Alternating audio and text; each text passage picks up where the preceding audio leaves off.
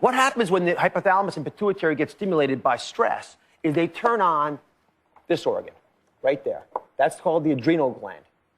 That gland right there, right above the kidneys, like a dunce cap on the kidneys, actually releases epinephrine, norepinephrine, all these chemicals that get you going up because it's fight or flight, and something's coming at you, and you're either going to fight it or you're going to run. Now, here's the key part. New word, vagus. Like going to Vegas, baby, right? VAGUS is the vagus nerve. The body always has an antidote to a problem. Too much stress, turns out that the contracting force is this nerve here, right there. It's a small little nerve. It's located in the middle of the chest called the vagus. It actually comes from the brain. Now, the body has an autopilot system. The autopilot system is revved up by stimulus from stress, and it's calmed back down by this nerve. When the vagus nerve sends impulses out, it influences how the whole body works. Let me show you how it does that over here. Okay.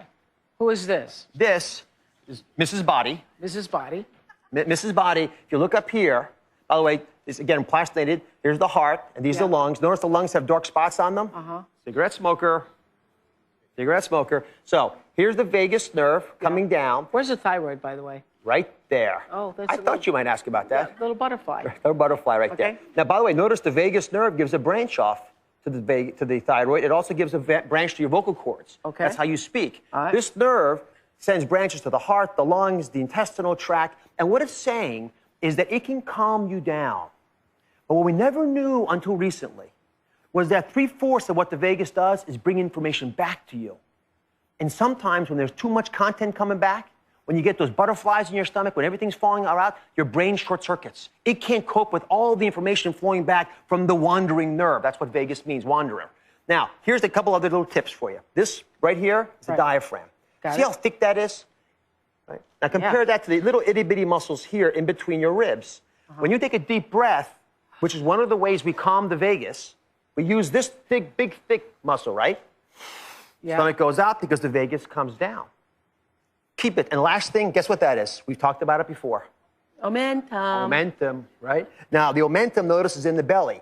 When you have a lot of stress, the body naturally will build up fat. Why? Because it thinks you're starving. Because 1,000 years ago, that's what stress meant. It's right next to the liver, which is here. So it can quickly ship in all the fat, all the calories you need. That's the liver right there. That's the liver right there. And there's the stomach here, too. Wow. Now, when you understand the vagus, all of a sudden, it should be going off in your mind. The body has a natural built-in antidote to stress. Key is, how do I tap into it? That's the lesson. I bet I know. Tell me. Meditation. Meditation's key. Absolutely essential. The foundation, prayer.